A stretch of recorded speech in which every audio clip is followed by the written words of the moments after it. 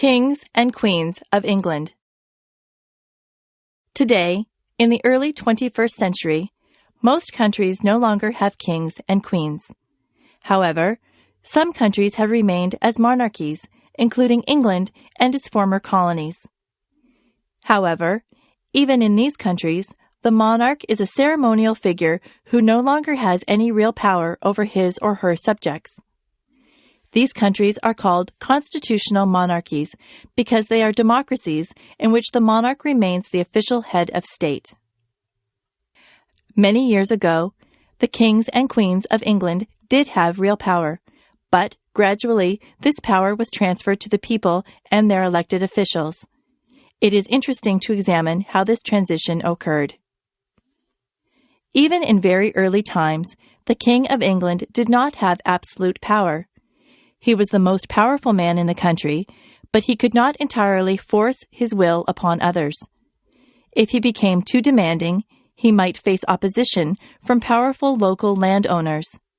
These men, called the barons, might resist a king who tried to become too strong.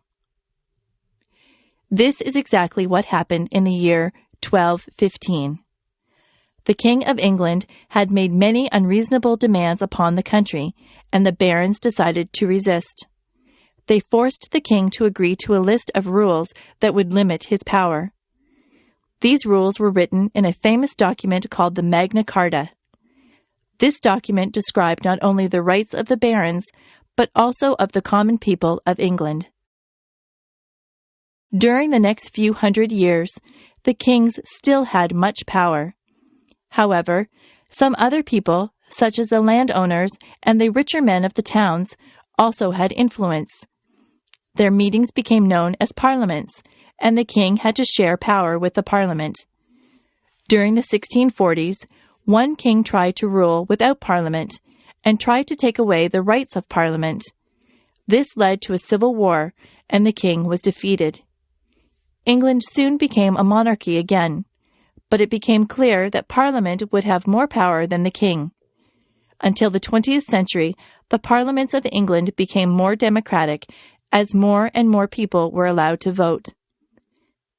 Today, England still has a constitutional monarchy, but not all English-speaking countries recognize the English Queen. For example, the United States became an independent country over 200 years ago and has become a republic ever since. In some countries, there is a debate about the future of the monarchy.